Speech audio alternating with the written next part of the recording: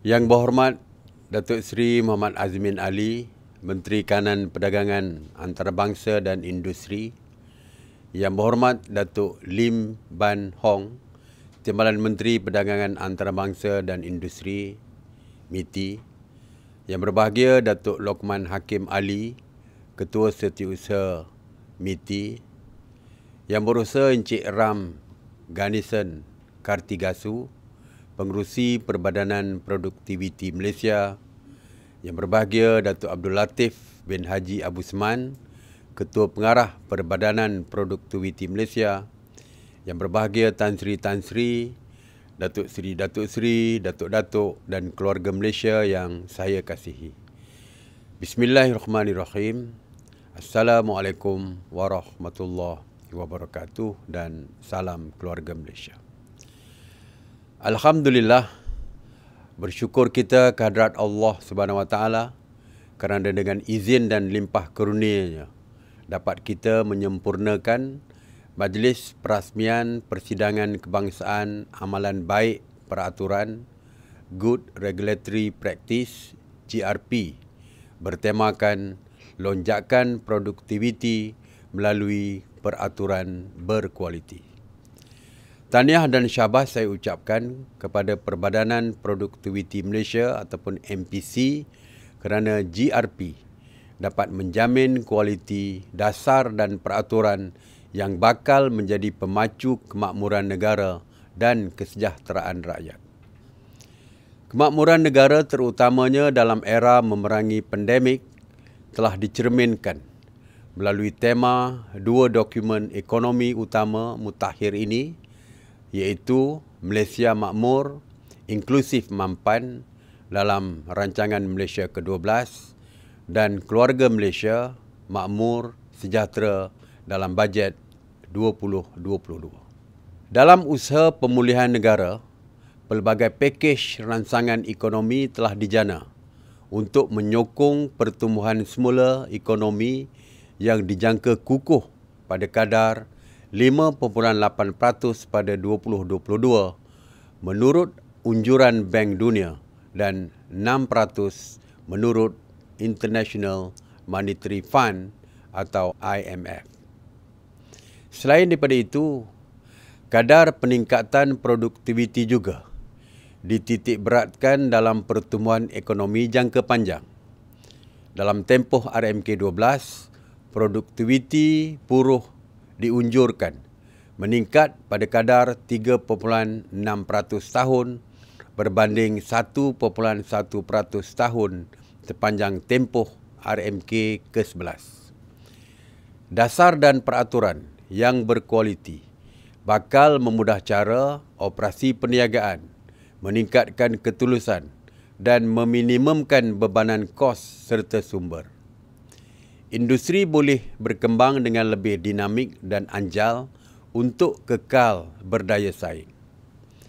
Bagi mencapai objektif ini, kerajaan meletakkan sasaran untuk berada di antara 9 ekonomi terbaik dunia untuk sub-indeks kecekapan kerajaan dalam laporan World Competitiveness Yearbook ataupun WCY yang diterbitkan oleh Institute for Management Development ataupun IMD. Menurut WCY, peraturan perniagaan merupakan salah satu petunjuk penting untuk pencapaian kecekapan kerajaan. Walau bagaimanapun, indikator peraturan perniagaan di Malaysia telah menunjukkan tren kemerosotan yang ketara dalam tempoh 10 tahun yang lepas, iaitu dari kedudukan ke-19 pada tahun 2010 kepada kedudukan ke-47 pada tahun 2021. This is a strong call for regulatory reform dan kita mesti lakukan sesuatu. Dalam mencapai sasaran ini, pendekatan dasar dan peraturan berasaskan bukti atau evidence-based policy EBP perlu digalakkan.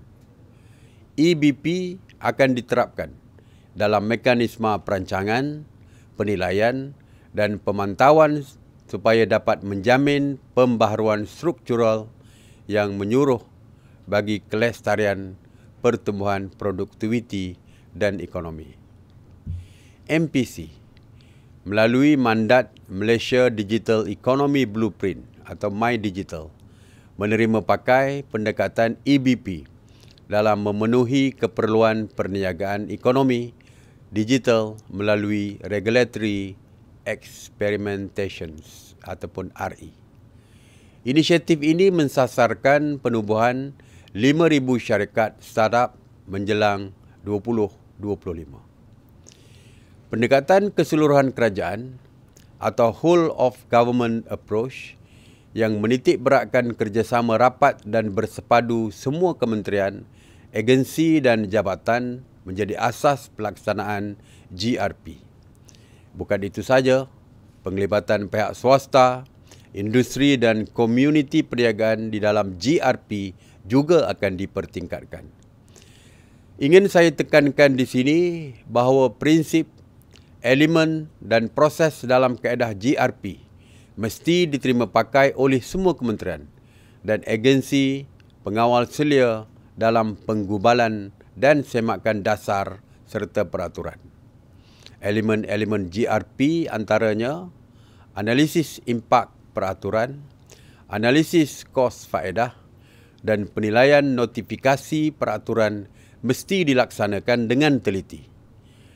Data dan maklumat yang terangkum harus membuktikan bahawa tindakan peraturan benar-benar membawa kepada kesejahteraan rakyat. Dengan penguatkuasaan dasar negara bagi amalan baik peraturan NPGRP bermula 22 Jun 2021, Ketua Setiausaha Negara akan bekerjasama dengan semua Ketua Setiausaha Kementerian dan Ketua Pengarah Agensi dan Jabatan Kerajaan dalam memastikan pelaksanaan NPGRP yang menyeluruh. Keluarga Malaysia yang saya kasihi, saya menyokong penuh inisiatif pembangunan peraturan berkualiti dalam merealisasikan agenda ini seperti yang dirancang dalam RMK ke-12.